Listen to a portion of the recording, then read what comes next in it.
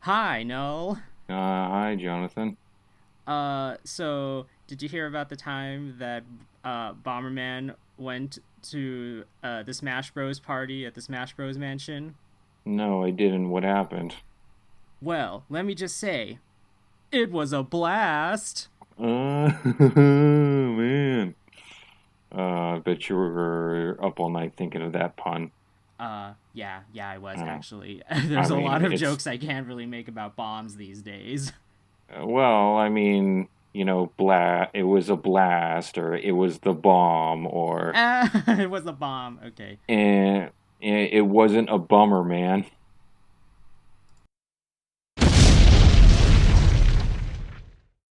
I always think of you. I'm out trying to cross the endless ocean. As long as the stars are guiding me, I don't know how much time I need.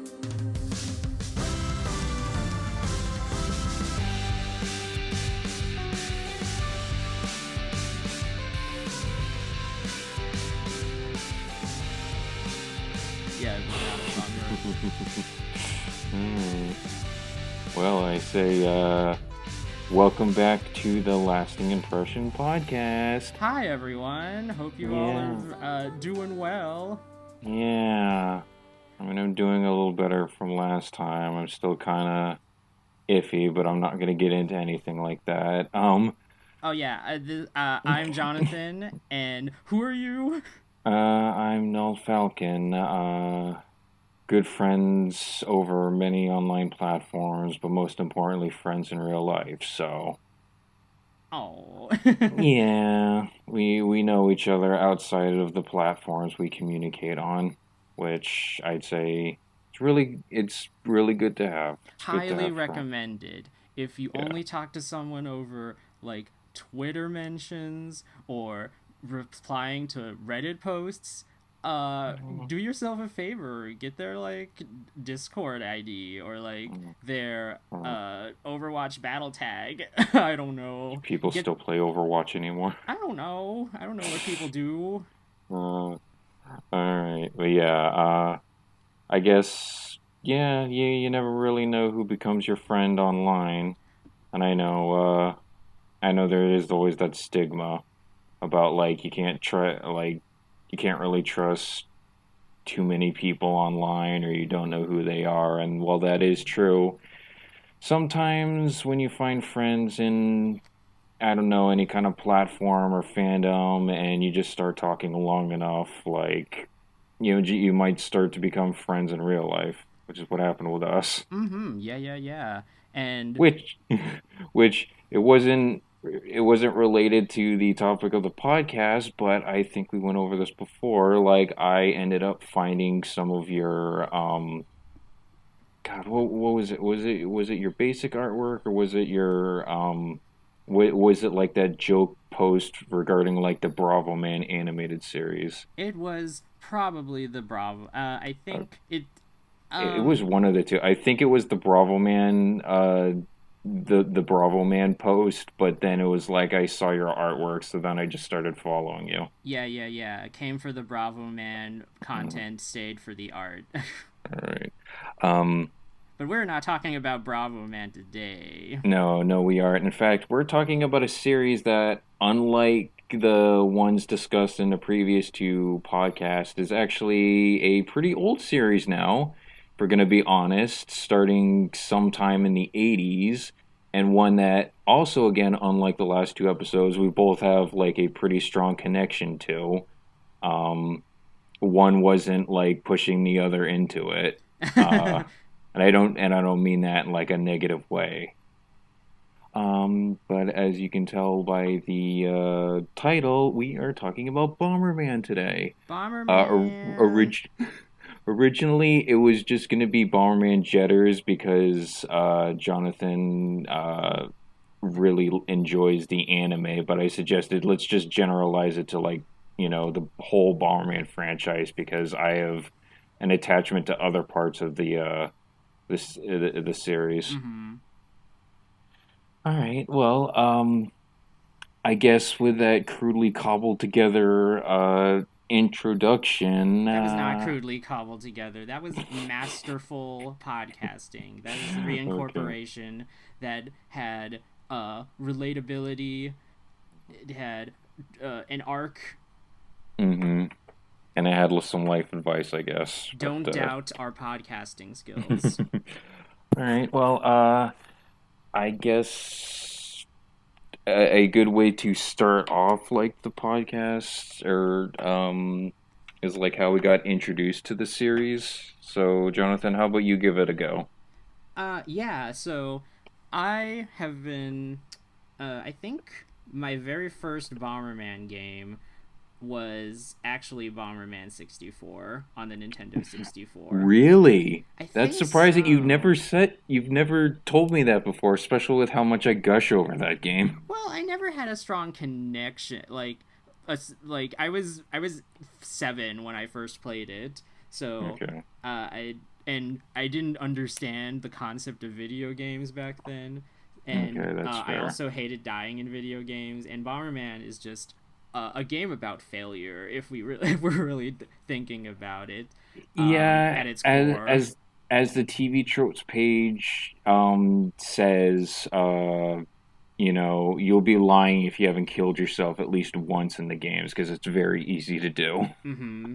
Yeah, even though it's very cartoonish, the idea of like seeing your character just blow up and be burnt was like very scary. I cared about Bomberman. He's such a cute little fellow. Mm-hmm. So then, I was never really into like the fandom side of it at all. I wasn't looking for like fan content.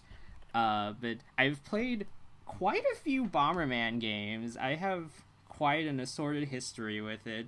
I'm more familiar with the 3D Bombermans than the 2D Bombermans, to be honest. I never played the original one on the NES or on the PC. And I don't think I have either. I think like at some point in time I might have played the original as like an extra mode on like a newer Bomberman game, but I can't remember. It's like I think I could have sworn that one of the games at one point like had the original game in as like an extra bonus mode. like the arcade mode where you go through a maze and you blow things Yeah. up. Yeah. That was a bonus in a lot of different games. Because surprisingly, that's one of the main appeals to Bomberman. I guess not surprisingly, because blowing up your friends is fun. I've had a lot of fun memories of bringing actually Bomberman games to parties and stuff, and we would play the versus mode. Because even though nobody knows who Bomberman is, like the gameplay is just so simple and clear cut that anyone can get into it. It's heavily, and it's also heavily built around like multiplayer as well. Like I think that's something the games are best known for. It's like the gameplay is simple, it's pretty addicting, and it's built around playing with friends. So, I think that's like another good appeal or general appeal. Mm-hmm. Mm. Yeah, I played Bomberman 64, Bomberman Hero briefly, but I'd never beat it because jumping Bomberman is weird. I played Bomberman Generations, Bomberman Jetters, Bomberman Land Touch, Bomberman Fantasy Race, and then Bomberman Max 2. And I have not played Super Bomberman R, which is the newest. I have, but I'll get into that later. I have watched a Let's Play of it, and it is sure is a Bomberman game.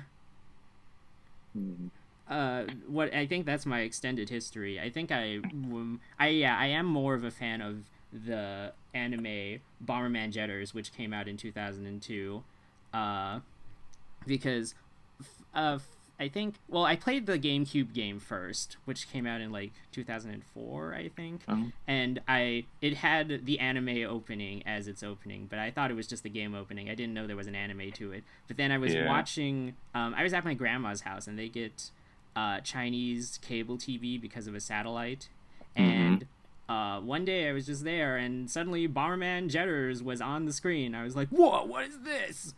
And so I like was glued to the TV. It was all in Cantonese, so I couldn't understand anything. So my grandma and my aunt had to translate it, and they were just kind of confused, like what's so special about this cartoon? And it's because it's this game that I have, cool. And I didn't know it was a cartoon, but it is. So then I found out about anime, and then I became a weeaboo. But that's another story. Well, man, Bomberman Jetter's push is the anime that pushes you into being a weeb. That's something. Well, from my experience, I've had a pretty close connection with Bomberman since I was younger. A little different than yours. I'm really surprised to hear, like, 64 is your first, like, Bomberman game. It wasn't mine. But it was definitely, as something I'll probably gush later in the podcast, I fucking love 64. It's my favorite Bomberman game. I think it's one of the best, but I can't remember exactly how I got introduced to the series. I think it was the PlayStation game, Bomberman Party Edition, which... It was, as the name implied, it was like a special release for the PlayStation where it was centered more around like multiplayer. There was like a single player campaign, but it was very bare bones, reminiscent of the first game, with like no story. And the main draw of the game was to do the versus mode that had like 3 different levels of difficulty, multiple characters to play as. And a lot of stages. There was a huge degree of customability to like the versus mode. I remember going over to my older cousin's house on a regular basis when I was like really young, and I know they had the N64 before I got it, and they had Bomberman 64. I watched them play through the story, which I thought was really cool. Although, like, again, I was, like, really young, so I didn't really, like, understand most of it. It didn't help that they had already beaten the game, so, like, they were just skipping around, just redoing the bosses. And then, like, I played the multiplayer of that game with them. And I myself didn't really own Bomberman 64 until, like, many years later. Like, I'm talking around the time I got out of high school. I bought a new N64 because my old one got lost in the move a while, like years prior to that, and I got the game for myself and played through it. But other than that, I also had the Bomberman versus Blue Champion Edition for the Game Boy Color. I actually never finished that game when I was younger. I think there was like a level or something where it was a timed mission and I just couldn't get past, and I got frustrated, and I think I just got sidetracked with other games and never went back to it.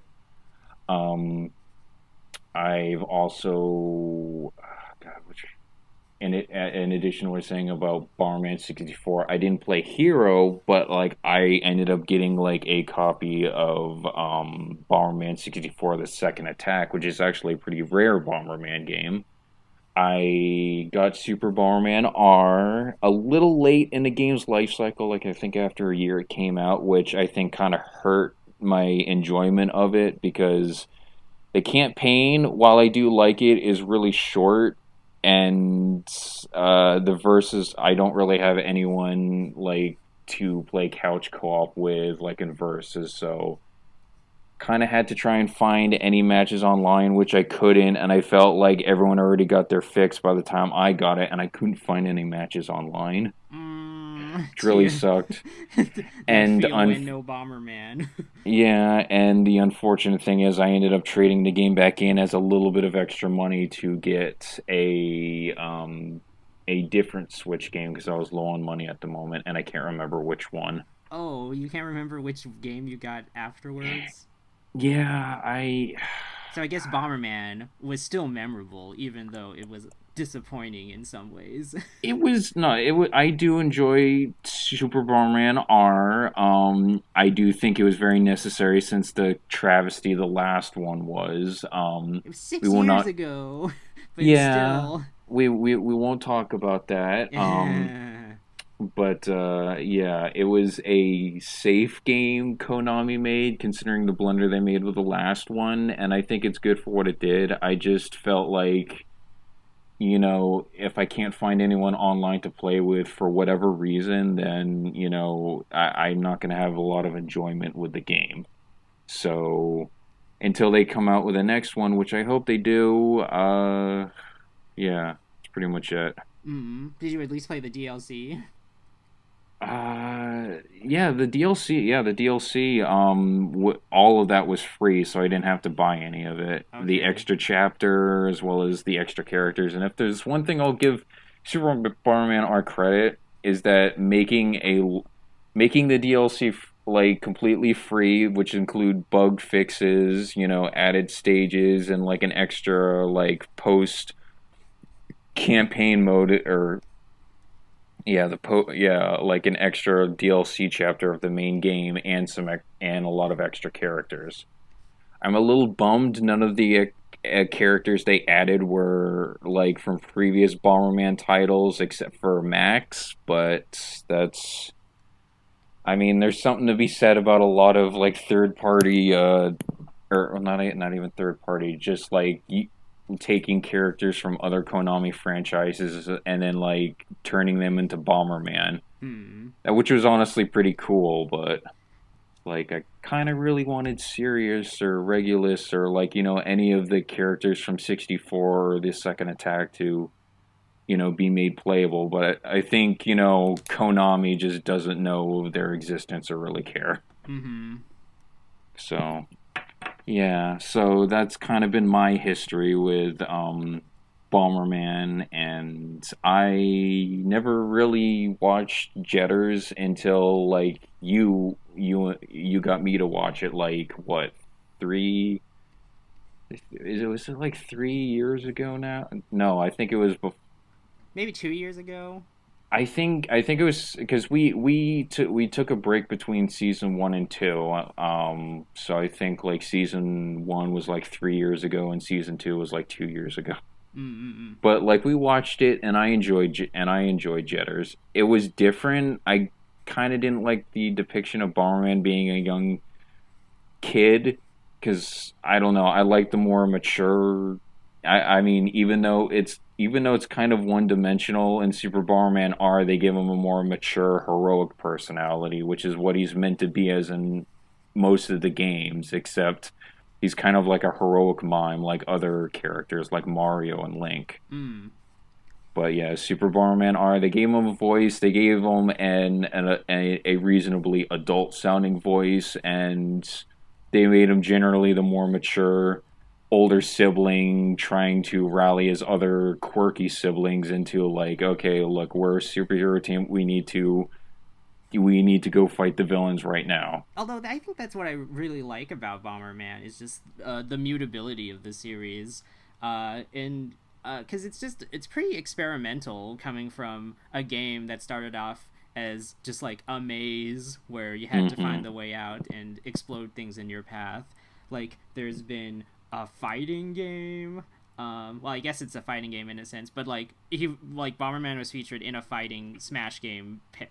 Yeah, I know what you're talking about. I don't know. I can't remember the name, but it was basically like it had like a mix of Konami characters. I think it's called Digimix.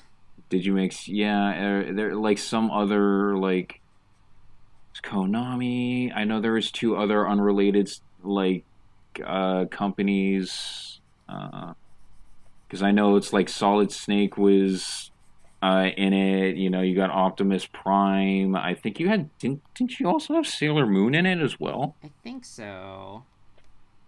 But there was a puzzle game where it's like Match 3. There's mini games like Mario Party. There's kart racing, and like straight up RPGs, and so there, and like the cartoons as well. Like it had a Beat 'em on crossover, which is like the ranged shooting toys, where they didn't actually have any bombs. It was just like belts that shot out like energy balls, which was supposed to be marbles. And then they also had like an earthquake PSA where it was like a real life child going through an earthquake in Japan, and she was using Bomberman as a comfort character, which Wow. honestly mood. But there's so many Uh, ways in which Bomberman has been reinterpreted and mm, been portrayed.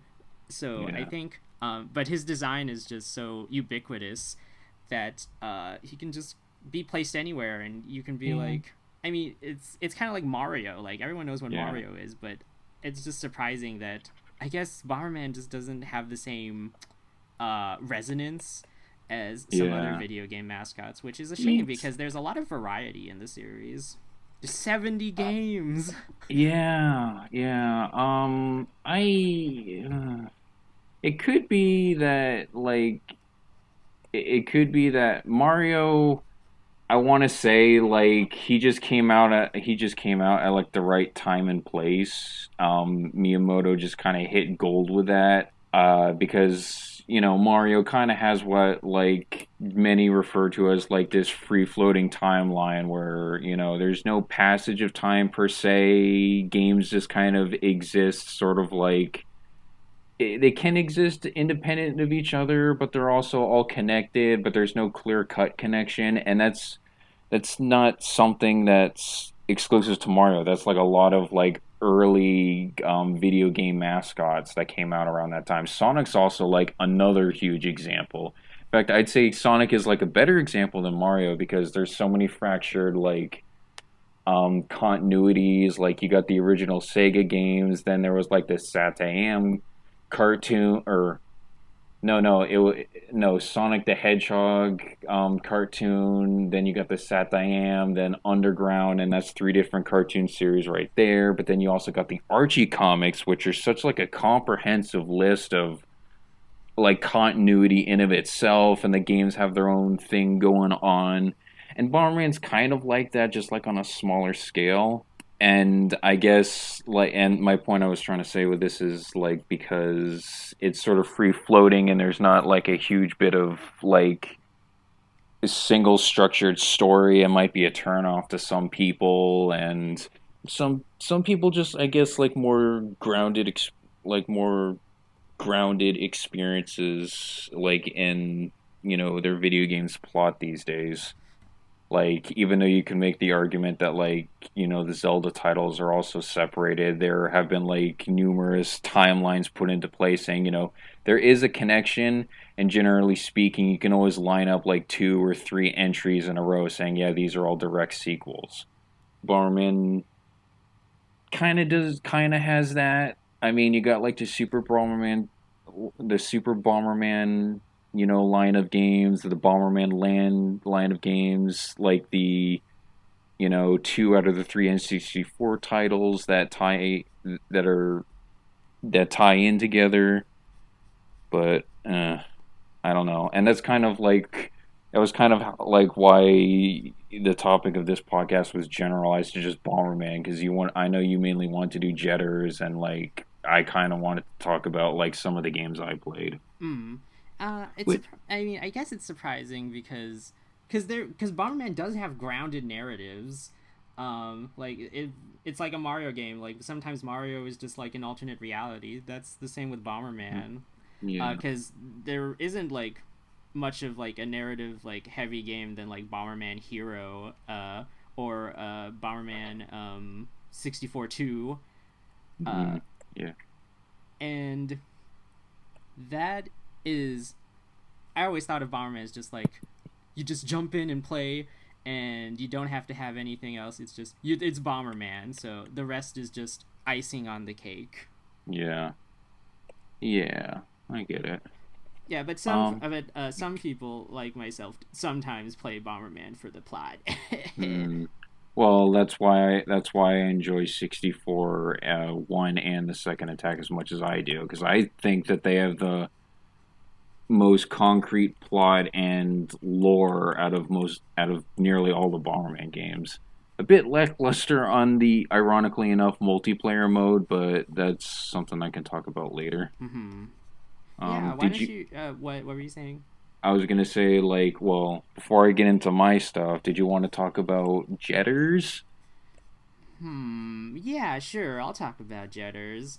So if you haven't heard, Bomberman Jetters is an incarnation of Bomberman that takes place in space. So the world is connected through different planets. There's a interplanetary task force known as the Jetters who takes care of different problems that the universe has, and they are always led by a Bomberman for some reason, because Bombermen are just like the strongest beings in existence. Oh yeah, we're not sure what Bombermen are. So in some incarnations, they're robots. In some places, they are robots that want to become humans, or they are just biomechanical organisms. Yeah, it's a little all over the place, but I think like our like super Superborgmen are established that yeah, they are robotic life forms. Mm-hmm.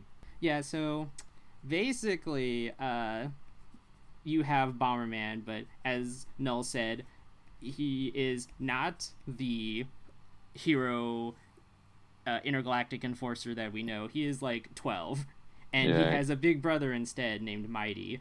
And Mighty is the leader of the Jetters at this current time, but he goes missing. Oh no! So now, White Bomber has to go and take his brother's place and learn hidden truths about himself and the galaxy. And it's one of the best animes of all time. Mm. So I don't really want to like go over all of it, because I think you really should watch Jetters. It's, let's see, it is 50-ish.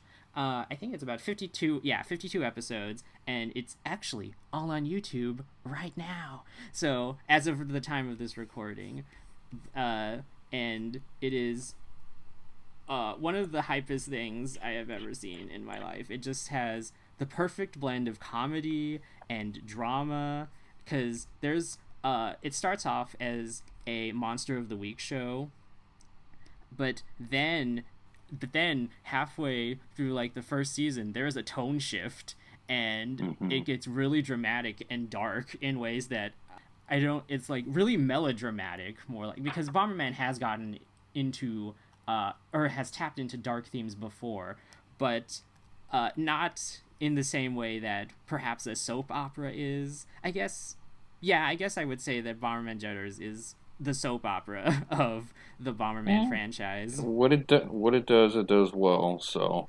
Yeah, because it has,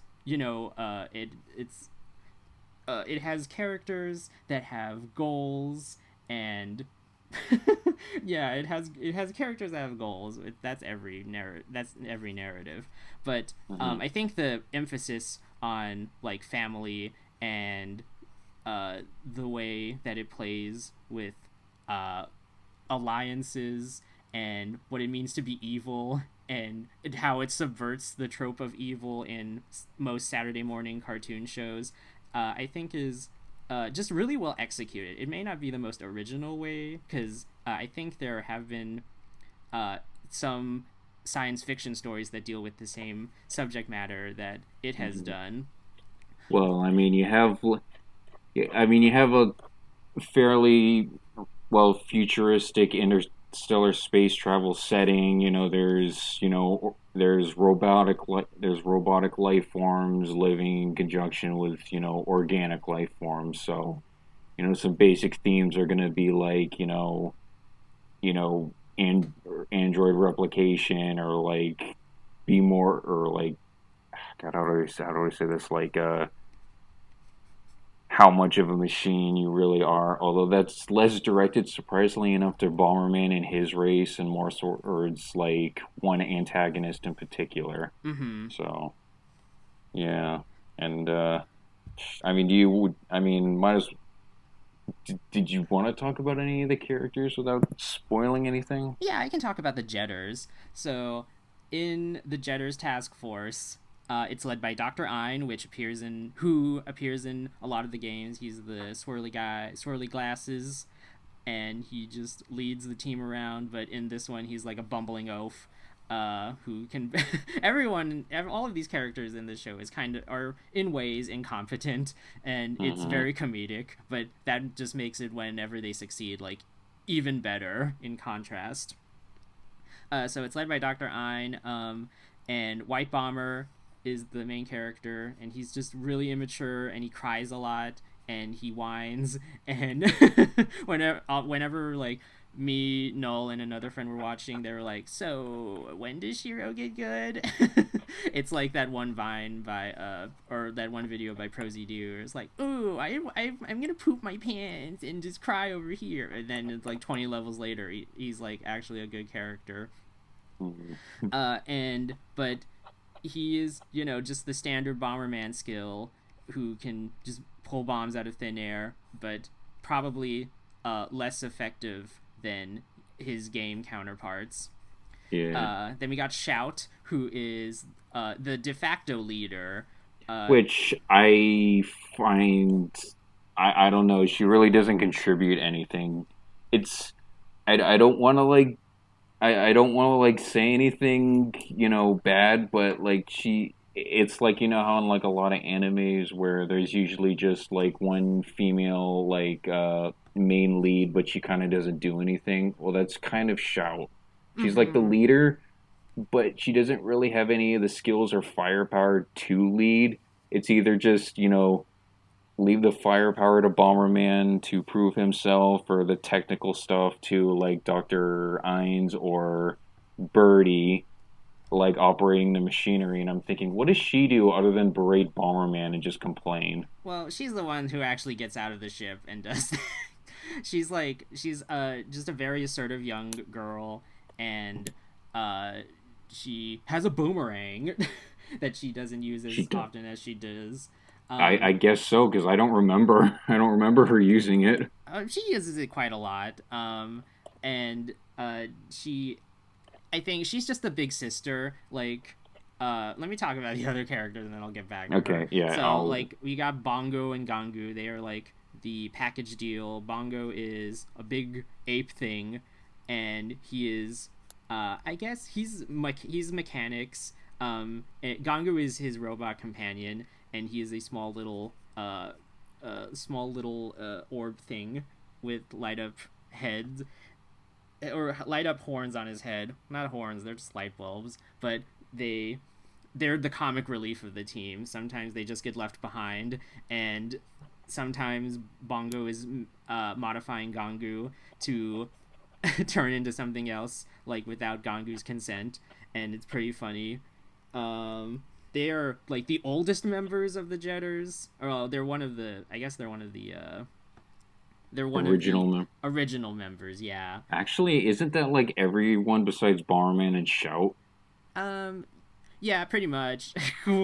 Yeah, and then Birdie is also an original member. He's a big bird person. He kind of looks like Falco. Yeah, he's basically Falco. He's a little bit shorter. He's nowhere near as, for lack of a better word, an asshole. Mm-hmm. And I feel like he was kind of wasted a little bit, because other than driving vehicles, or spaceships or whatever, like, I don't think he really had much of a time to shine in battles either. Well, he was depressed because his boyfriend disappeared. Mighty. Yeah. They're not canonically, like, anything, but good for comrades. Yeah, comrades in arms, and Jonathan it's his ship for... It's the subtext. The subtext is there. God damn it. Okay. And so, the thing is that Birdie is just, he's like, this problem will sort itself out. He's kind of, like, self-aware in that the villains of the show, the Hege Hege Bandits, and Mujo, with that big old bulge, who rob, like, unique items throughout the galaxy, like, they're not as much of a threat. I take it as, like, he has been through their antics enough to know that like, they are not much of a threat until new faces in the organization start making trouble, and then he's like, oh yeah, maybe I should become more involved in these operations. But he's cool. I like him. I named my Blaziken in my Ruby version after him, and that's a very visceral memory. So I think Shout just provides I don't know, because White Bomber doesn't really have a mother figure in his life. So, He needs. besides his grandma, but she's not. He moves away to like where the Jetters is located, so he's not. So she's stuck on Planet Bomber, and so White Bomber needs someone to just nurture him, and so he Yes. works at her family's restaurant with her dad, and so I think that's I don't know. It's nice. It's fun to It's. watch their interactions together because they're just they just bicker all the time, like I brother and know. sister. I know. I think maybe like I might. That's. It might just You be might just be my tired preference. of the trope. I know Yeah, it's because very like. Saturday morning cartoonish. Mhm. But I mean, I have like a really close attachment to all of these characters.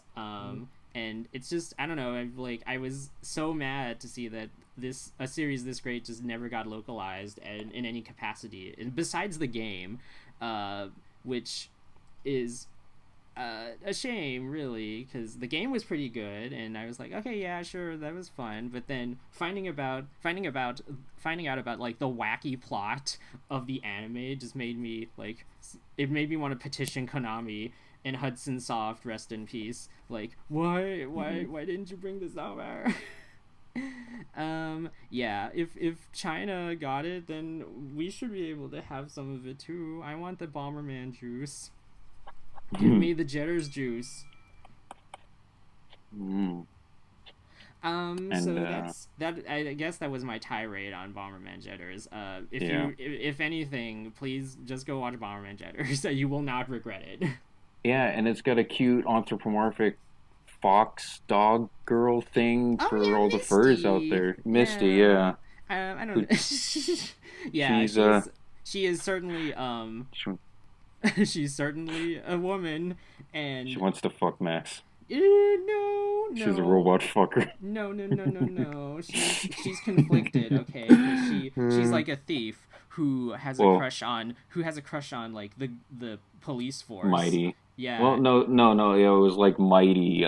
She had a crush. She had a crush on, yeah. and The Jetters are basically like not the police, I guess, like the response force, because she was stealing valuable items and she was just causing some trouble, but Mighty was like, okay, wait, this is going into spoilers. Anyways, that's okay. all I have to say, really. Mm. Yeah, why don't you gush about Bomberman 64 or the like? Okay, so where to start off? First, as I said before, I think the game itself is an underrated gem of the N64. I know a lot of people kind of pass over it, but it feels like it's one of those games where people who have played it all have fond memories of it. And, you know, uh, the graphics, yes, are very dated, especially by today's standards. Like, it's an N64 game, and like the polygons are pretty noticeable, but people still enjoy playing Mario 64, Star Fox 64, and the two NES Zelda titles, including me, because like I'll play all those games like to death, and maybe something we could talk about in a later podcast. The gameplay is very fun, and I feel like it's paced very evenly. It's every world, which is,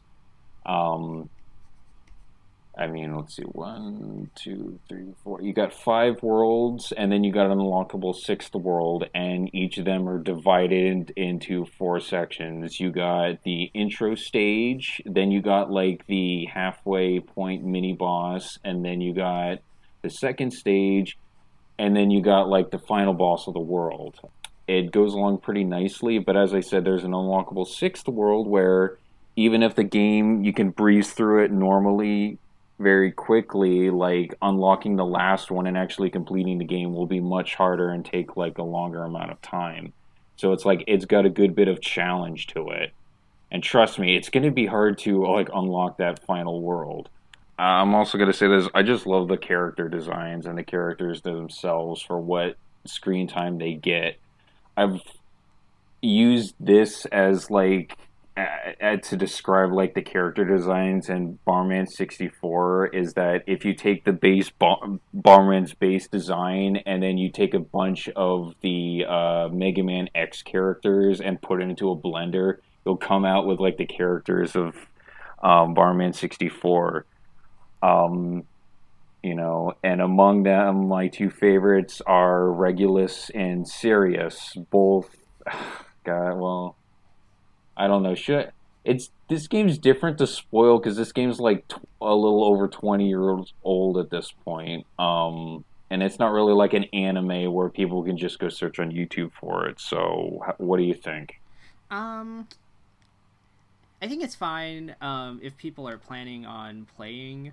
Uh, Which would be kind of hard to do because I mean, if they Unless have like a Nintendo gives us the virtual system that we deserve on our Nintendo Online accounts. Hit wink wink.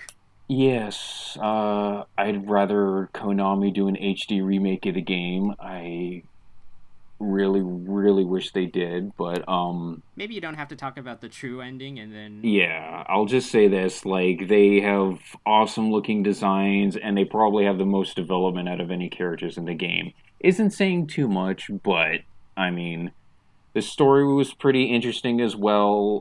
Even if it kind of felt very formulaic for a Bomberman game. Starts off Planet Bomber, invaders, or an alien invader armada starts taking over Planet Bomber. Bomberman himself takes it upon himself to stop the impending enslavement or destruction. Uh, and this is when he's greeted by Cyrus, who acts as like a mysterious helper who wants to aid him in his quest for taking them down. And he basically acts as like Bomberman's like transportation because he can fly. So that's how Bomberman gets from like the three different that's how he gets between levels, and aids him in providing information on the situation because the invaders are using something called the Omnicube to basically siphon off the planet's energy and destroy it, which they've done 5 times previously. Or actually, no, 4 times previously, because I forgot. Like the fifth world is actually their home base, the Black Fortress, which is actually pretty cool because it's like a floating industrial military city. Those were some pretty fun. So yes, the character designs were good. I liked the characters. I like the narrative. From what I said about the story, it sounds very generic, but it's the twist that comes with unlocking the true ending that really makes it for me. And it's basically implied planetary genocide and enslavement for prior other worlds. So, like, there's a bit more of, like, a dark undertone to the game's, like, prior lore than, like, most other Bomberman games, because it seems like usually with other games in the series, it'll be like, oh, this invading force or this, villain will send their army in to, like, try and take over Planet Bomber, take over other worlds, and usually, like Bomberman will be able to stop like those invasions or attacks before they really get off the ground. Whereas in like 64, it's like no, this is actually like they've destroyed planets prior to this, so shit's gonna get real this time. yeah, it's kind of like Kirby games where on the surface when you just play Yeah. the base game, it's like resolved fairly Yeah. quickly and it's just there's a cute exterior to it, but Yeah. if you go for 100% true ending, then Yeah. like with higher difficulty, then it becomes quite dark. Mm-hmm. But in order to get that true ending, what do you gotta do, Chase? You gotta collect something called gold cards, which seem like useless collectibles, like when you first start out, and I guess they really are because they do serve no real other purpose other than unlocking the true ending. But it's sort of like inconspicuous enough where most players aren't really going to care because the game does a really good job of hiding like the secret of like the secret true ending or the unlockable last world. So most players probably forego collecting them because they didn't think there was anything other to do in the game or there wasn't any huge prize. Yeah, like some of the way you get some of these cards is like really Very, wacky. very out of the way. Like it's guaranteed you're gonna have to look up at a guide because I had to.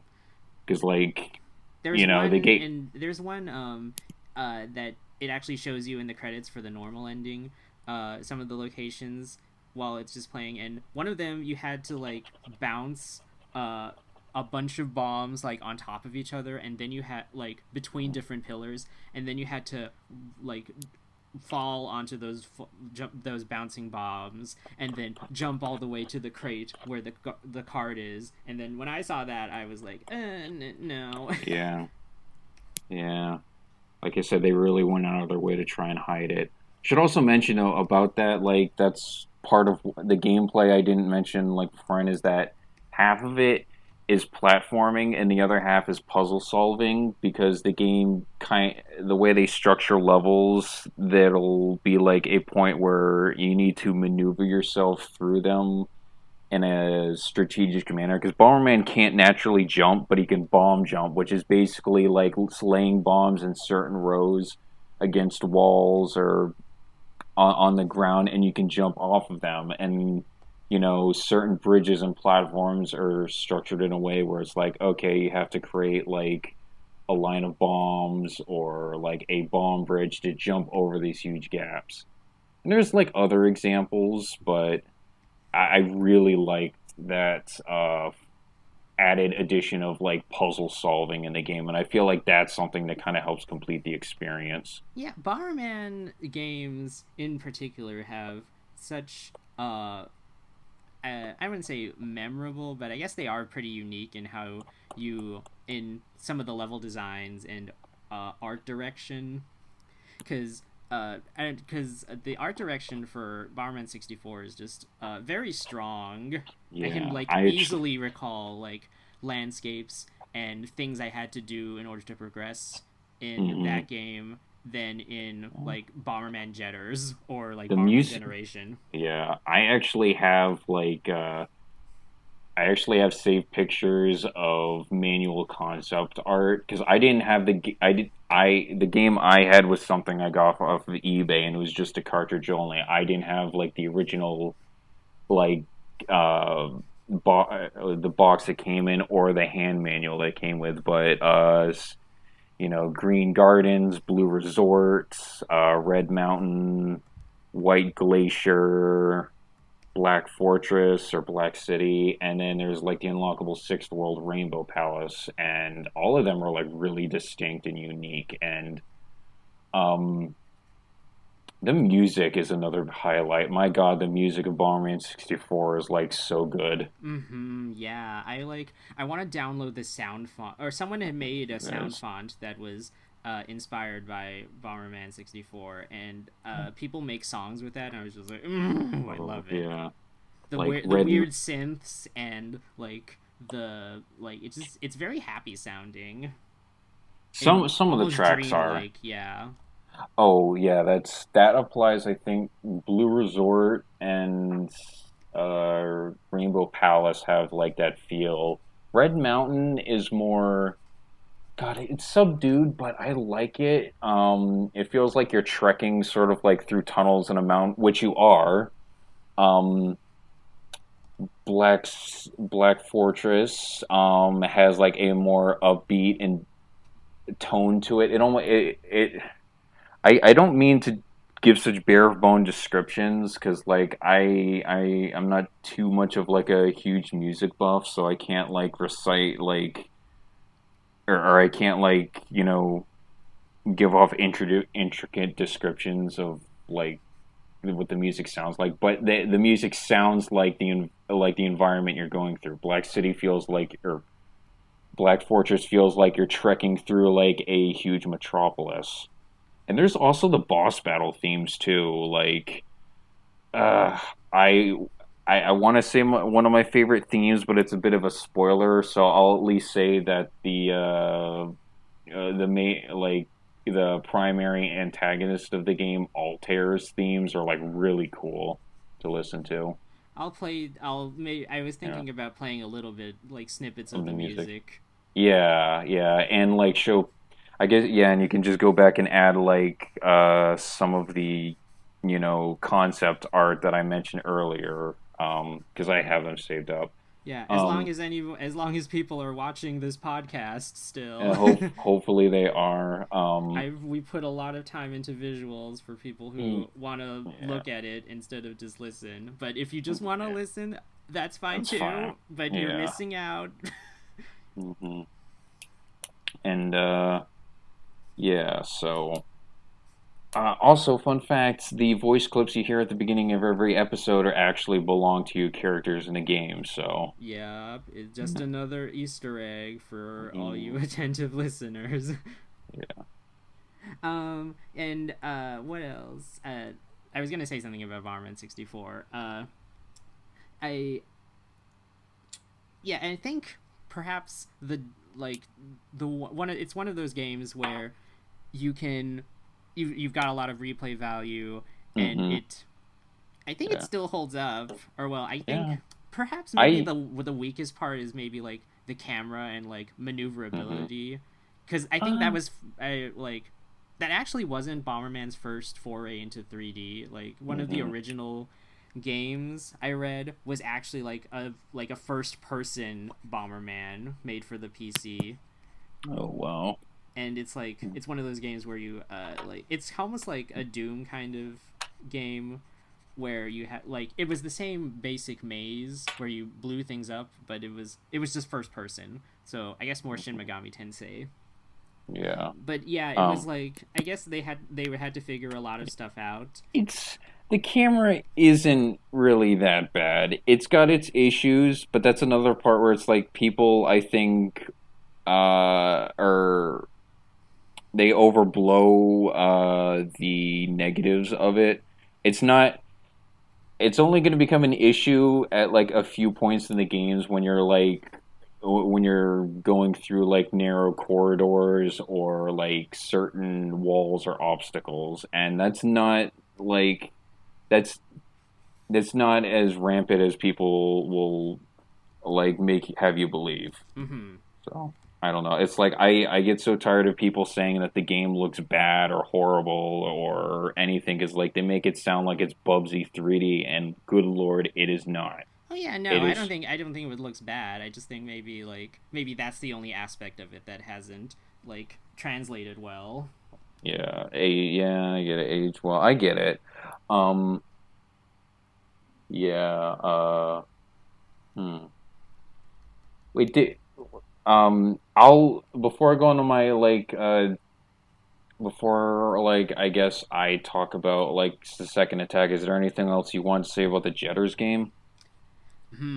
The Jetters game was not that. I mean, I guess it wasn't too memorable to me. Just because like some of the levels are kind of a blur. Like there is a water world, there is a jungle world, and there is a rock world, and then a fire world, and Hmm. the the ways that 3D Bombermen have progressed since then are very interesting. They added a lot of different mechanics. You can make a lot of different bombs that interact with the environment, but it's a Mm-hmm. lot more Oh, linear as per se like Bomberman 64 or the regular maze games. yeah. And there is also Pokemon, Oh yeah, the Carabombs. the Caravan. I remember that because like they I can't remember which game specifically they introduced them in. I think it might have been the GB or the Game Boy Color games because like I know they had that feature in Bomberman Champion Blue. Um and then they had a little bit of it in 60 and like 64 the second attack. Mm-hmm. It was kind of just like Hudson Soft or Haddison. God, I'm fumbling on my words here. Don't mind me. I haven't slept too well last night.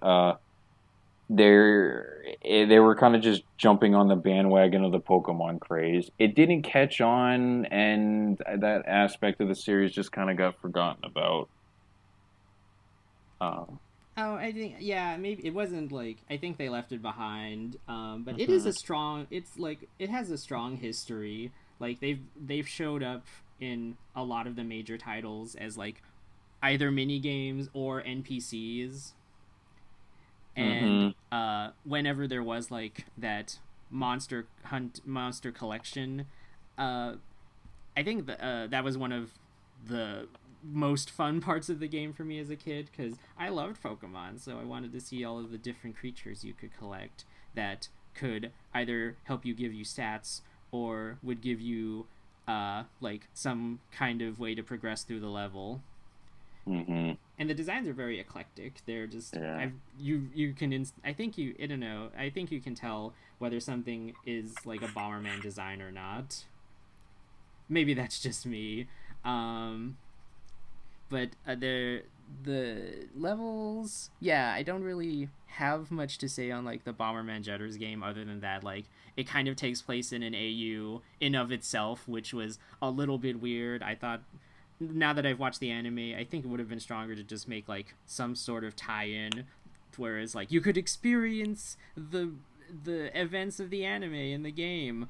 But I guess nobody would want to play that. But it had multiplayer, and that was always a big hit with my friends, even though none of them knew what Bomberman was, or they only had like the surface level view of Bomberman. Mhm. Being a Bomberman fan is kind of like it's It's kind of like being a suffering. Kermit. Yeah, Yeah, because like no one really knows. Like I have like nobody friends. makes fan fiction of Bomberman. I have an idea for a fan comic that I want to do. If only I could draw it better, and I had the time and the motivation, and it wasn't such a miserable sack of shit. But Oh that's neither here. no. That's neither here nor there. Um, I do have. There's like a few in my friend group who like know Bomberman. Like I got them to play with me, or I got them to play like 64 with me a few times. But it's just it's so hard to. In this day and age, it's really hard to find couch co-op. Yeah. Yeah, which is For why we need Bomberman Fortnite Battle Royale. God, not Fortnite. Well, I think they've done the battle royale aspect. But only like on iOS, on like the phones in Japan. That never made it over to the US. Hmm. But I think I don't know. I think reviving Bomberman. However, we need it's like we need to revive Bomberman. We need to bring him home, no matter what the cost. So if he has to lose what makes him Bomberman, then No, it's not. It's yeah, that's not. It's not worth it. Like if that's the case, I mean, come on, you. That was a line of thinking that like that like brought into existence the game we will not mention. I just Look, I my boy, we've abandoned yeah, him. I know. But what Oh, about like Bomberman loot boxes, Bomberman gotcha games? It's like you gotta make it through the maze, but if you die, you gotta watch an ad, and then you can unlock more Bomberman skins by paying money. mm, You could get serious. You could get a serious. I really do, and no joke, I've actually scoured like through like old Bomberman memorabilia to see if there was like any figures of the 64 cast. There were like there was a small line of them in Japan at one point, I think in the 90s to tie into like a sort of a promotion for the game, but like they didn't look like they were too detailed and uh look, they don't. I'm not sure like they exist anymore. They certainly aren't being made anymore. And then like I at one point did consider the idea of like trying to find like a commission sculptor to sculpt like figures of them. I haven't really gotten anywhere with that either, but it's out there. Yeah, And I'm not yeah. and I'm not like saying any of this to just be like a mindless consumer or anything, but it's like, come on. I mean, if there sometimes you just want to have like a good figure of one of your favorite characters. Yeah, support the arts, commission someone. Yeah. What was I gonna say? Oh, yeah, fun fact, I actually voted for Bomberman in the Smash ballot, like, that was taking place, like, 4 years ago near the end of Smash 4's life cycle. Me too. I voted 4 times. Bomberman was like my serious one. I voted once for Bravo Man 2 because, I don't know, I was still, like, hoping, since Namco was a part of, like, development team, that they might want to bring another character in, but it's like, it no, I'm sorry. Shifty Look was the best thing that like happened to Bravo Man ever, and it's like we're never gonna get that again. Mm-hmm. Um, the other vote was for Mega Man X, which is also kind of a stupid vote since like they already had the original Mega Man in. They're not gonna have like another incarnation of the same character. Uh, I mean, disregarding any of the clones, Dark Pit, but and God, I can't remember the fourth one. But like, yeah, I did vote for Bomberman, and he was like my most serious vote. I'm surprised I didn't vote for Young Lynx. He is my favorite like Nintendo character, and the N64 Zelda titles are my favorite games ever. But even I didn't think they would ever bring him back. I'm super thrilled that they did. Happy beyond belief. But it was one that I didn't think that they would. They do, but Mm-hmm. anyway, off track. Huh. All right, so Bomberman 64, the second attack, in one of the few instances of the series. This is a direct sequel to the first Bomberman 64 game. Well, as you can tell by the title. It doesn't have too much directly connecting the two games story wise, other than Regulus coming back as a returning character. So his somewhat rivalry with Bomberman plays some part in the story. I wanted to say like the second attack is like such a mixed bag for me because I largely prefer the original over it, but I can appreciate what the second attack was trying to do. It had its negatives in that the gameplay took a step back by how they approached like level design and worlds, where unlike the previous game where everything was kind of paced very well and each world was broken up into, two relatively short levels and then two boss battles, each world was basically one long level and one boss at the end that you couldn't save at any point in the middle of. You basically had to beat the whole level in one full swing, and like the first couple of worlds aren't that bad, but the later ones like are much longer and a little more tedious, so it becomes a bigger problem. Also, the puzzle aspect is like altered somewhat, where instead of it being platforming puzzles, it's more like how do I put this? It's puzzles involving elemental bombs you get after defeating your opponents, and that plays a part where it's like, you got an ice bomb to make like ice blocks and like um, water, or you got like earth bombs to like kind of God, what do they do? It's basically, oh yeah, no, I take that back. The ice bombs lower lava levels in some of the later worlds, which doesn't really make sense, but it was an attempt to like alter like environments. There's also lightning bombs generate electricity and power machinery, and while that does sound like it's got a lot of potential, it's kind of ruined on very like, obtuse puzzles that just feel more tedious than like difficult to work through. So, and there was also the fact that like Bomberman is no longer the camera is actually it's kind of isometric in that like you don't control it as well as you can in the first game, but it's kind of in a somewhat overhead position, so it's not like it's really getting caught on anything. And since like a lot of the game is done in like big open spaces, it won't become an issue, but you don't have as much control over it as you did in 64. The level design as like actual like designs of the worlds are okay, not as memorable as 64.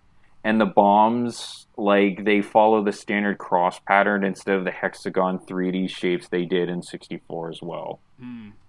So yeah, kind of a big hit on gameplay.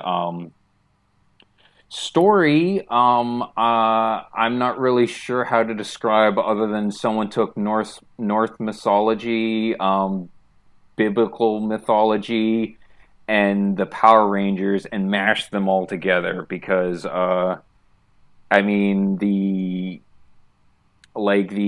threat is actually much bigger than 64's with like the awakening of like the demon. I don't know how to pronounce his name because the names are really hard to like sound out in this game, but I'm just gonna call him Sephiroth because he's basically got the same like name other with different spelling than like the Final Fantasy VII villain. This is news to me. I didn't know there was a demon in Bomberman No, 64's The Second Attack. I didn't know anything dude, about the Second Attack, actually. it actually has to deal with Melina, which is the goddess. Actually, is that her or Avatar? I forget. There is like a goddess of light, and you got the demon Sephiroth that are in the process of being awakened, and your primary antagonist are the Astral Knights, which are um, basically how do I put this without spoiling it? They are a they are a united team that are seemingly working underneath the master trying to awaken Sephiroth. And I do very much enjoy this team because they think of it, and this is where the Power Ranger aspect comes into because it's like they have elemental power. Well, I know Power Rangers don't have elemental powers, but they have elemental abilities, but they are color coded in the same way that Power Rangers are. They are very reminiscent of a Super Senpai team, but they look like cool mini robots, like continuing the trend from 64 about like having, Mega Man X styled like, robotic armor and something like that. And I really enjoy um a lot of the designs. I feel like um, there's more cutscenes in the second attack than there is 64, so there is a bit of a better narrative progression, and you can kind of see like the team members of the Astral Knights bicker with one another.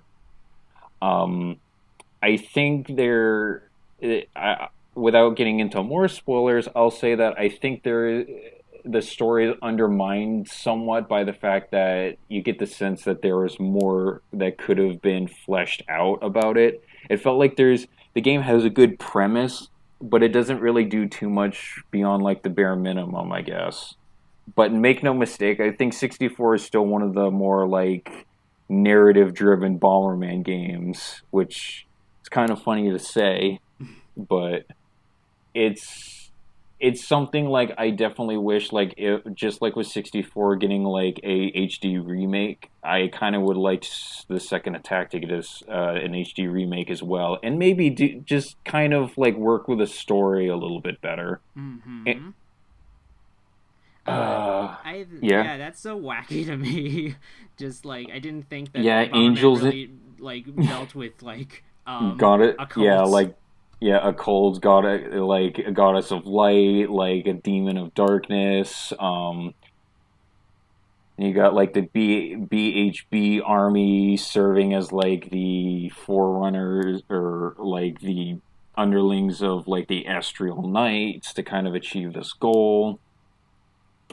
And and this is and just because it's really not much of a spoiler, anyone who's played like the first game will could immediately tell in the second. But Regulus returns as the Knight of Darkness, calling himself Bolzeeb. He basically looks the same, except for the fact that he's got like a minor. He's got like a different color scheme where instead of his like blue and yellow and white in the first game, it's now dark. It's now dark purple and red. To emphasize his element of darkness. Looks really cool. He's also got some added armament gauntlet or added like armor bits around like his shoulders and his neck, which is really cool. Mm. So, but other than Regulus, like one of the other elemental knights that particularly stand out to me are, and I'm probably gonna butcher his name, but it's Astarath, I think is how you pronounce it, and he's like he's called Lord of the Winds. He's the green-coated elemental knight, and he has the element of like wind and air. So he's the one who stood out to me the most. No particular reason why, like even being an enemy, he supposedly has a more honorable nature to him as well. And from what you can read, it kind of feels like he's trying to keep the team together because they're, constantly bickering with one another. So, and the other one that really stands out to me is one of the two females, the Astral Knight of Light, Zonya, I think, or Zonya. She's the yellow and white one, and I'll talk a little more about her a little later, because I know that there's a section we're going to talk about, and I'll bring her back up then.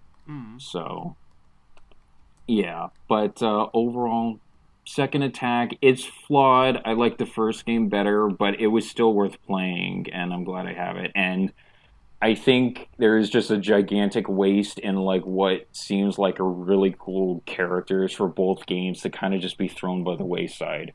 I know Bomberman games, or the franchise as a whole, characters come and go. A lot of them are one-note enemies, and some, even though they're not enemies, just show up once or twice and aren't utilized again. And it's such a shame because, man, so there's so much potential for these characters. You can do more with them. Just put them in another game. I mean, don't get me wrong. I'm glad Max fans I'm glad Max came back as like probably the last DLC addition to Super Bomberman R. But it's like I really would have liked Regulus to make an appearance as like a playable character. But yeah, so that's kind of like my 2 cents on like the second attack and the original 64. Like, is there other than like I guess like the Jetters game, is there another game in the series that like you wanted to talk about?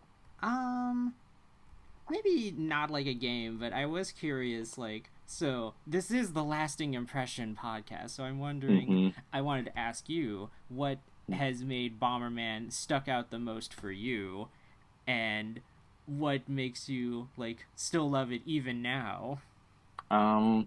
What stuck out to me, honestly, to the designs, because, not just in the N64 games, but across the franchise, the Bomberman has some really nice like character designs. It's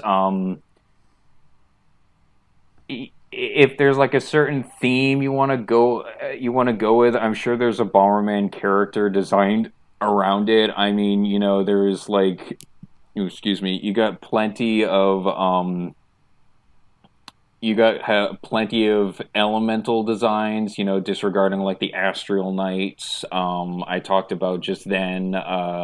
You got Thunder Bomber for one, which is like in Jetters and in the Jetters game, where he, other than having a really hammy personality, he's got like these giant like protrusions on his back that look like old school power line electricity generators.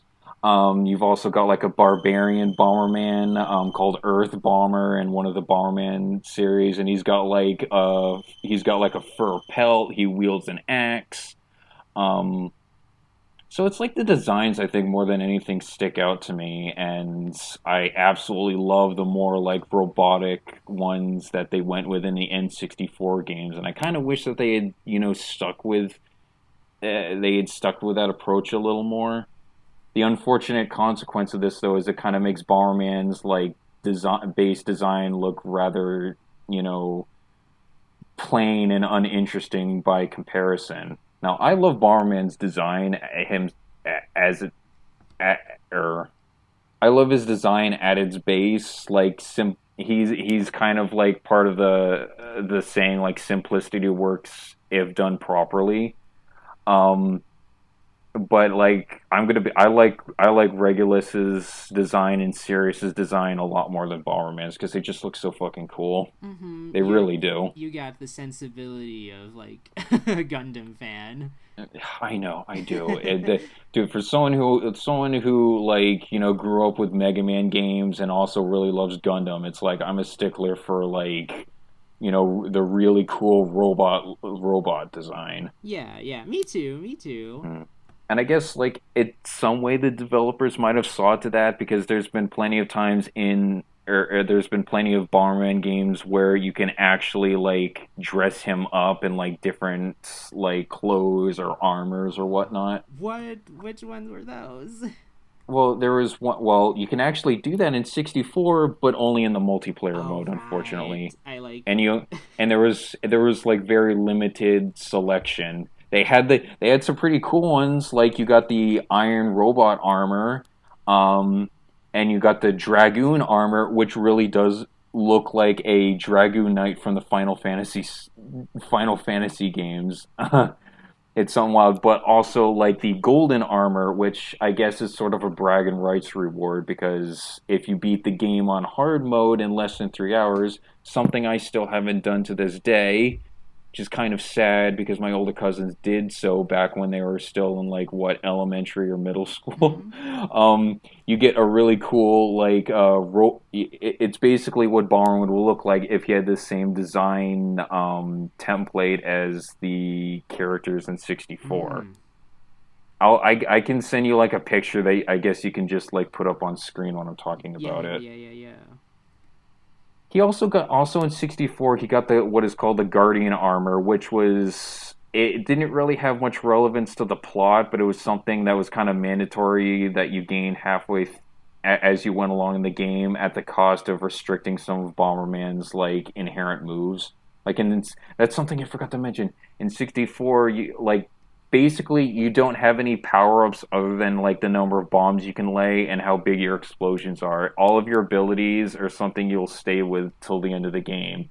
And this means like kicking bombs, picking them up, increasing their size, throwing them, jumping on bombs. For whatever reason, they took those abilities away from Bomberman in the second attack and made it so the armor parts granted those abilities. So it's like you take away the abilities that were at the beginning of the game in the first one and artificially like gave them back as upgrades, which also kind of pissed me off, but that's neither here nor there. And getting back to the question you said before, what keeps me coming back is Bomberman games are just generally kind of fun to go through. Some of like the more simplistic ones feel kind of bare bones, like the original does, and I don't want to knock it because that is the game that started the franchise, but just like the original Mega Man game, it feels so simple and arbitrary, like with like how the series progressed later on and adding more stuff, adding more characters, adding story, and it's like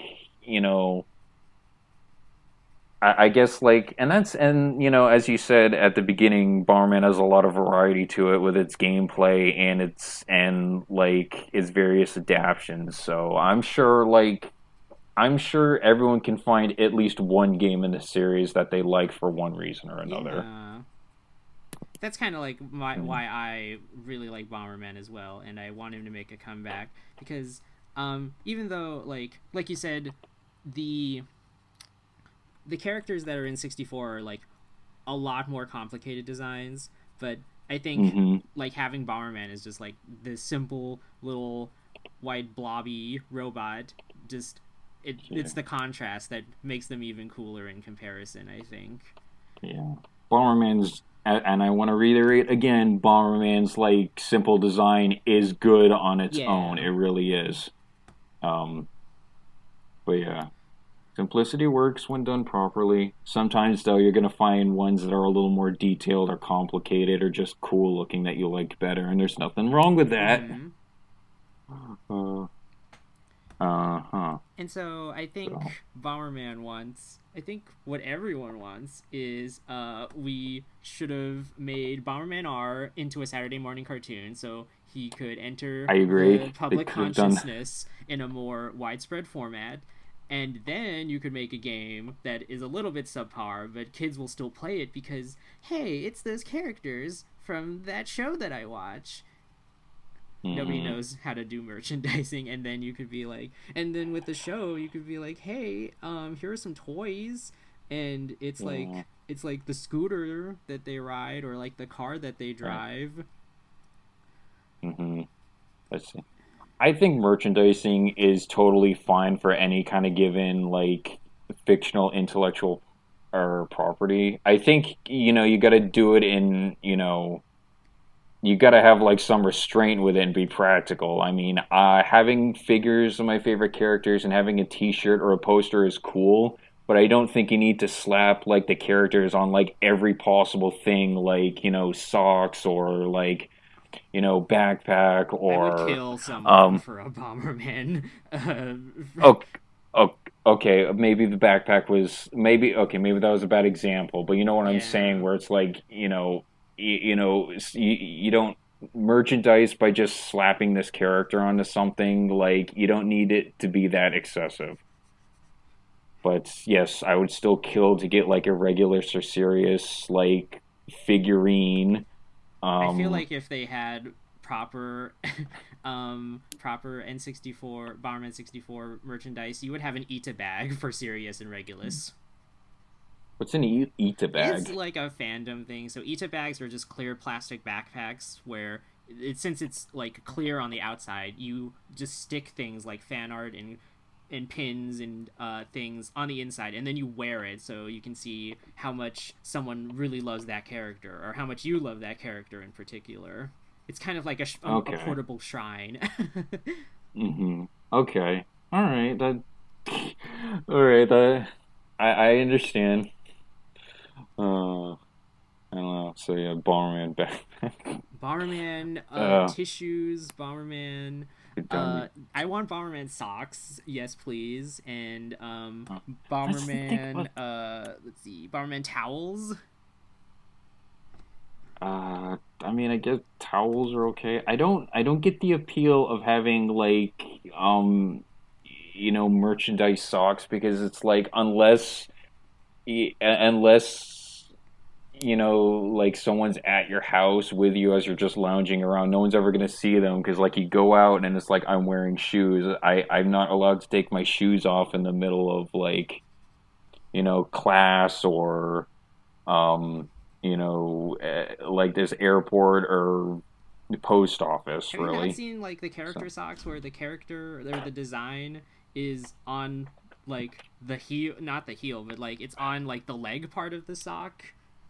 I mean, I guess they'd have to be like pretty high-reaching socks. It's higher. The like character socks are normally like knee socks. It's still kind of awkward to say, "Oh, hey, you want to check this out?" And you stick your leg up and pull your pant leg back and say, "Look at that." Shorts. It's a short day. I don't know. It's a nice surprise. Bomberman condoms. These will not burst on you. Oh. Yeah, unlike the bombs, they don't explode on you. Cursed thought. Okay, never mind. Merchandising is bad. Yeah, you brought it. Yeah. You're the one who brought it on.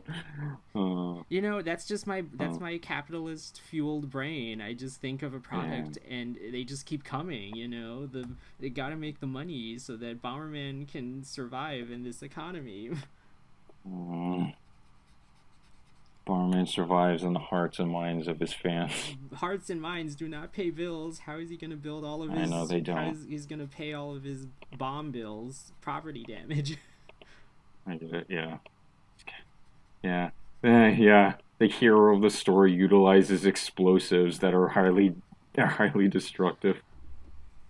That's that's Did you fun. have anything else to say on 64 part 2? No, I'd say that's about it. Oh, Um, before we go though, I hmm, did want to like try and do like a section where I just go onto like fanfiction.net or archive of our own and just look at what the top fan fiction for what Bomberman is, if you don't mind. go for it. Yeah, so I am on my oh wow, I'm on my computer right now, and so I'm going to go to let me open up a new window.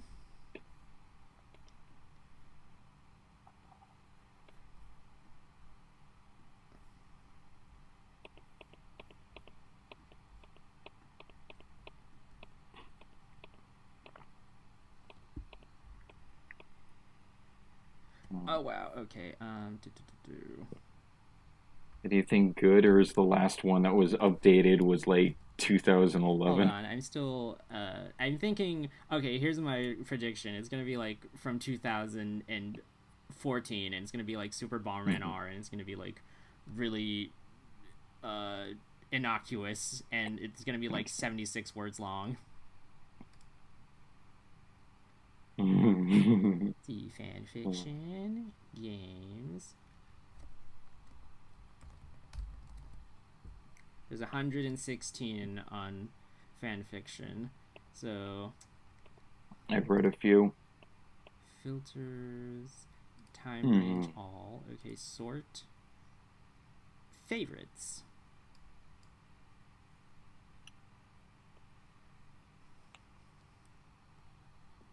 Oh my gosh, the top rated Bomberman fanfiction on fanfiction.net is a Bomberman Jetters fanfiction. Oh well. Yes! Yes! This is so validating. The second most popular is a retelling of Bomberman 64 The Second Attack, and it's 123,000 words long. Yeah. I think I looked into that. It's been a while since I've done so. Um, Well, that was a nice surprise. yeah. I might have to check it out later. And then on Archive of Our Own, it is. There are 35 Bombermans. Um, and the top one is. Let's see, by Kudos.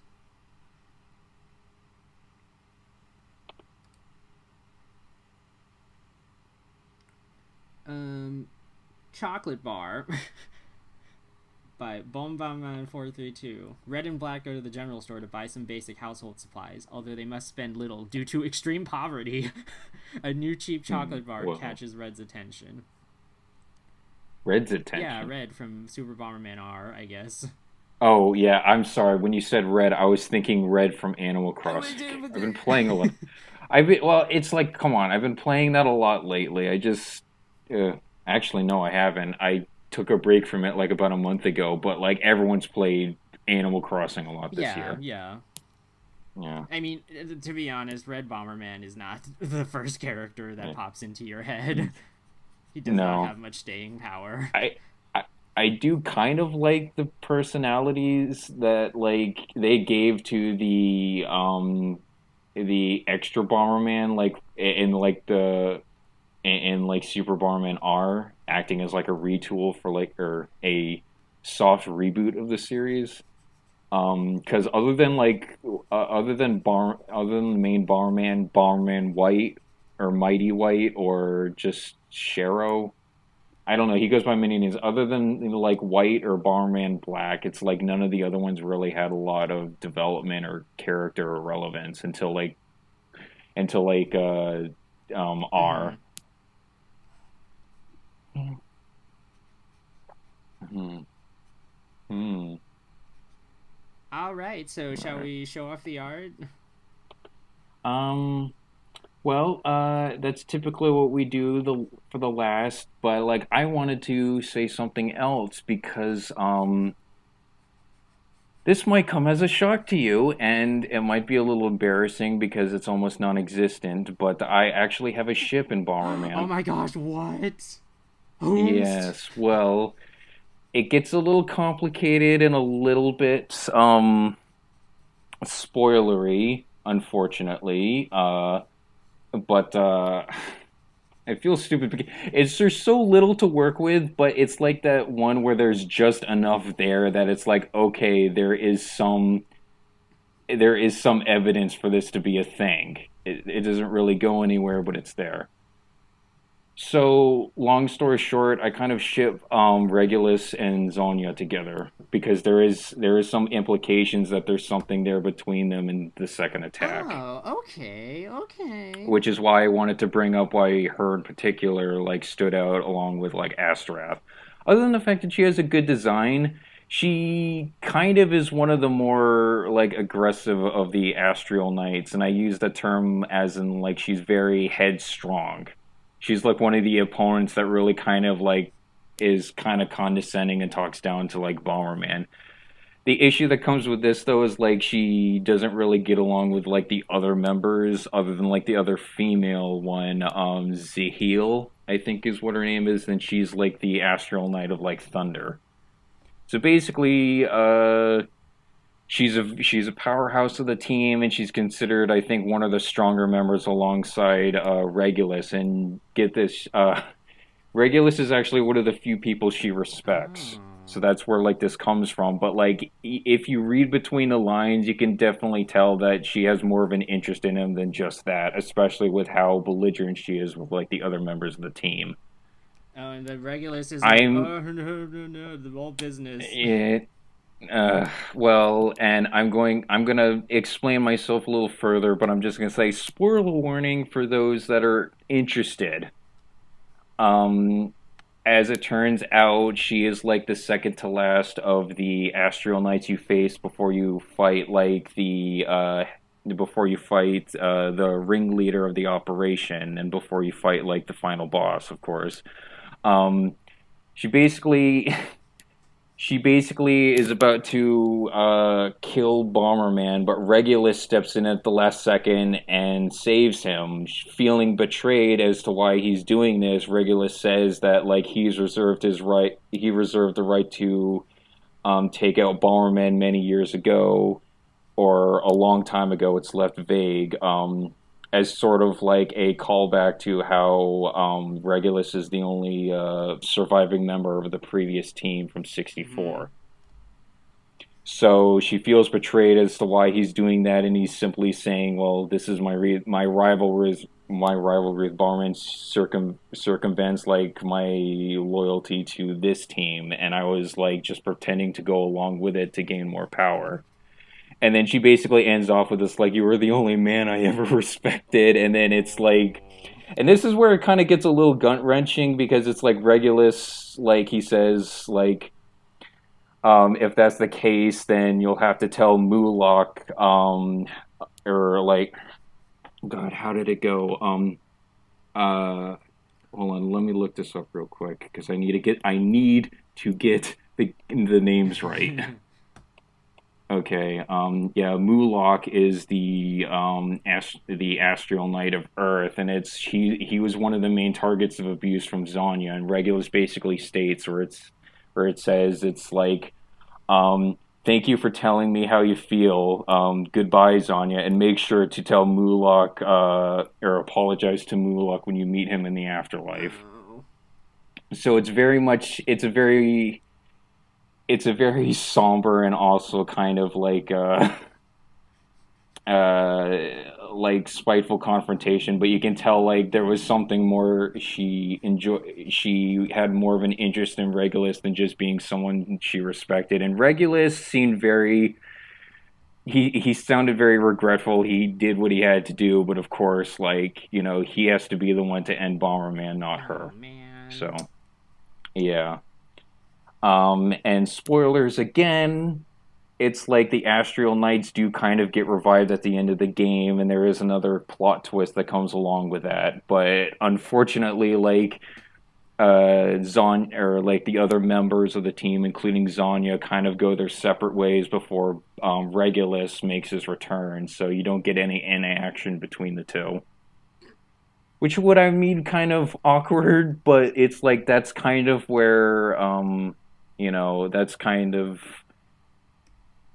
you know, like any fans of the ship can go in and kind of like put in their own work, saying, okay, I got a lot of work to do. I got like a lot to work with here.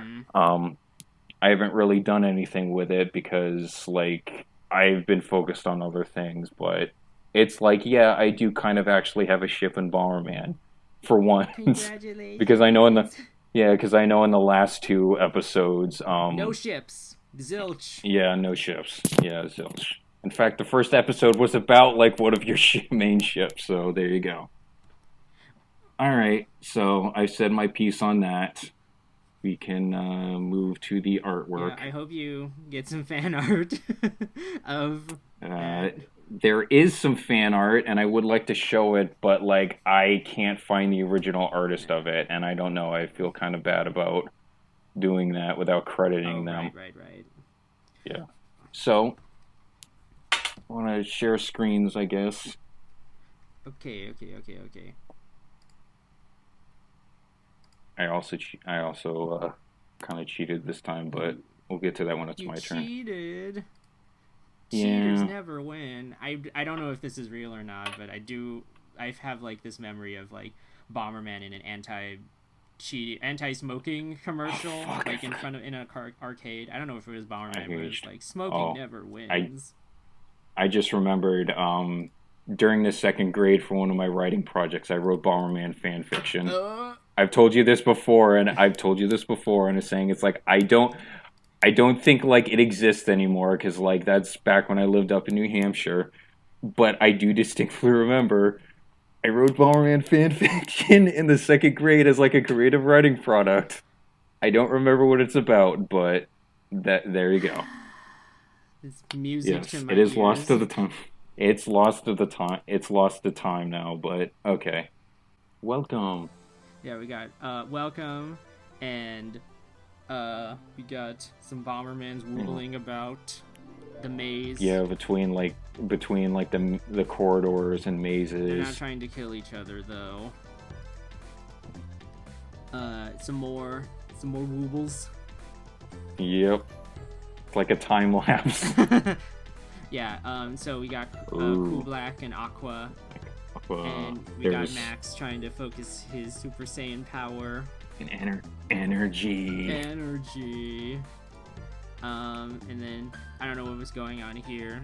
I was trying to remember how to draw like Black from the Beat 'em on anime series, but I never watched that, so I don't have a good visual memory of him. But he's got a bomb.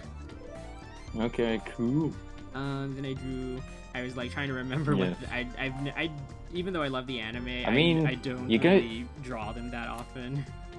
I think you got them all pretty well. You got Shout and Birdie probably came out the best. The other two, I think you're missing some details, but you got the same general like idea or concept. Yeah. And then here's the Jetters just playing some Old Maid, and Shout doesn't have a good poker face. Yeah. And here's the message. Bomberman is therapeutic. Yeah. It's very healing. And then I don't know. I started trying to do like a Bob Ross thing, but then have Bomberman in the background, just looming over the scape.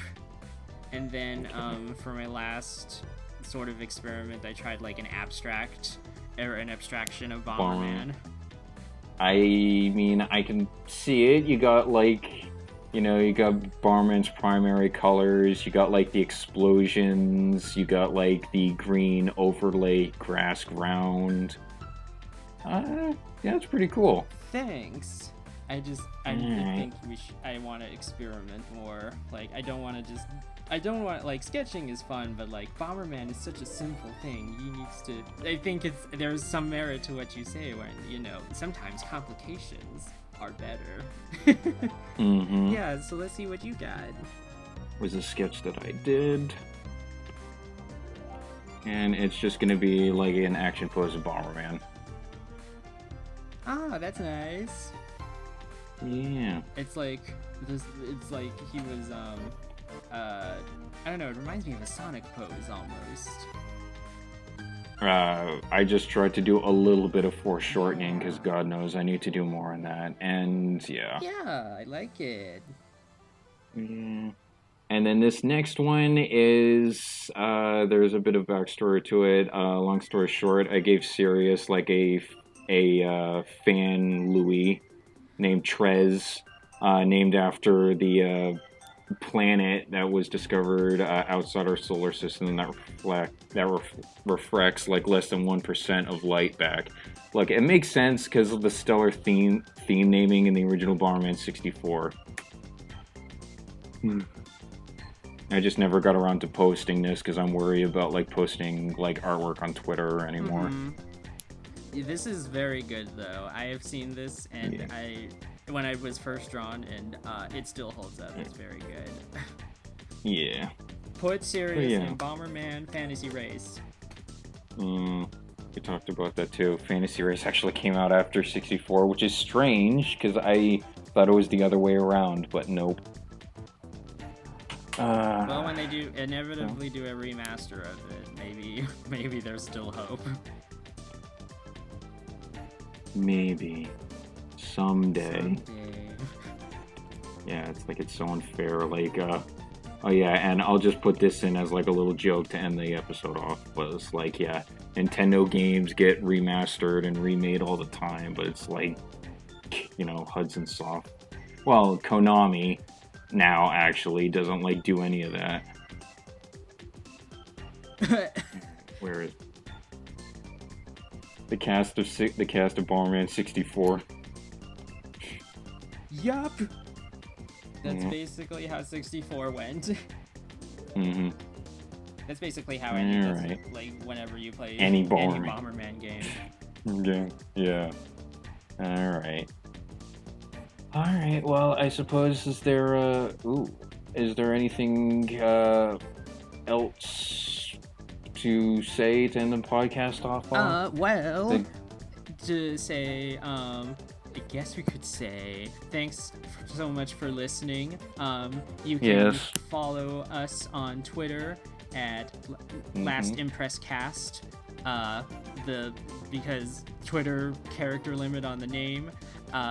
You can subscribe to this channel and hit the bell, like, and comment. So you can get updates on whenever the show updates. Liking and commenting will not help the show update any faster, but it's always appreciated. Nice to hear feedback. I mean, like any Bomberman fans out there, if you want to like add in like what your favorite game in the series was or is, or what your favorite character is, go for it. We'd like to hear. Yeah, maybe we'll feature your fan fiction in the next episode of whatever we decide to talk about. Yeah. And our intro and ending song is To a Sky, and it was made by TwinkleParks. You can find more of her music on popspirit.bandcamp.com or twinkleparks.bandcamp.com and buy her music, support the artists to make cool things. And also, you can email us if you want. Email us any feedback or questions at lastingimpressioncast@gmail.com. All right. All right. Well, I think it's about time we wrap this up. Have a blast, Have a everybody. blast. We don't have an official sign off, so this is what you're getting. Goodbye. Yeah. Bye.